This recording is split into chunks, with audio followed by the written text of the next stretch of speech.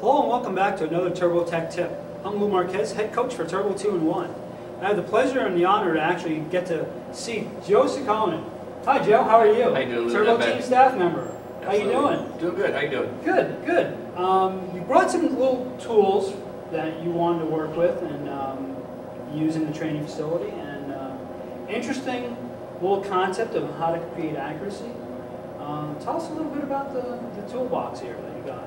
Well, I have some different drills that I do at home when I practice. I like to try to practice on a more demanding lane condition a lot of times because that will allow me to see my mistakes and not get away with mistakes and still throw strikes. So when I'm working on my game, that's what I like to do.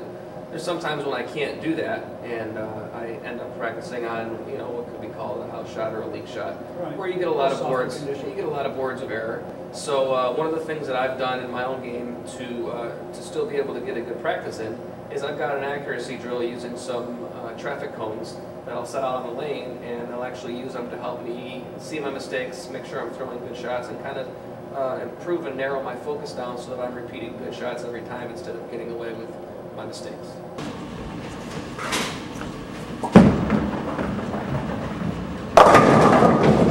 Okay, Joe, that was a really great shot. Tell us a little bit about this teaching tool that you have with the cones out here beyond the arrows. Well, basically what I've done, Lou, is I've got an orderly set of traffic cones, and I use this as sort of a practice technique that I've used for a lot of years. It's basically an accuracy drill, and what I'll do is, for instance, today I've come in, I've thrown a couple of shots, and I've found my best line to the pocket being to be looking at board 13. So what I've done is I've set up these cones on either side of board 13, 2.5 boards on either side, which forces me basically when I throw a shot to hit board 13 in order for the ball to pass clearly through the cones.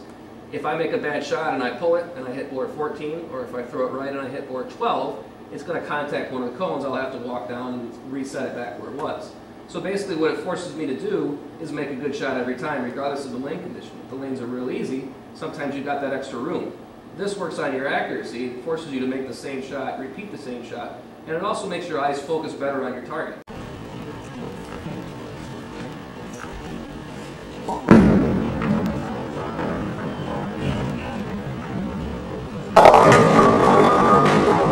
So I've got the full board that I'm trying to hit, plus 2.5 boards on either side.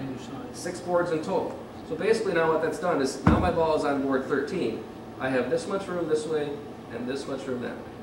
That's awesome. If I go any farther either way than that, I'm going to contact one of those cones. And if you're practicing for a long time and chasing cones, it gets to be tiring after a while. Yeah. So, but like I said, if you want to start with a little more tolerance, you can count 3.5 boards on each side. Now, look at the difference you've got in terms of the room to get it through. That's a pretty big difference. Very wide. But now, once you get to zero yourself in on that, now you can bring yourself back in and start to focus your target even better and better. Absolutely. That's a great teaching tool. I'd like to see more high school coaches and maybe college coaches as well as regular youth, developmental coaches out there, doing this.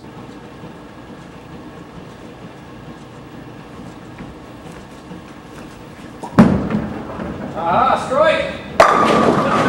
So Joe, that was absolutely informative. It was amazing to watch. You watch those cones and you see the difference between what accuracy can really do for a bowler.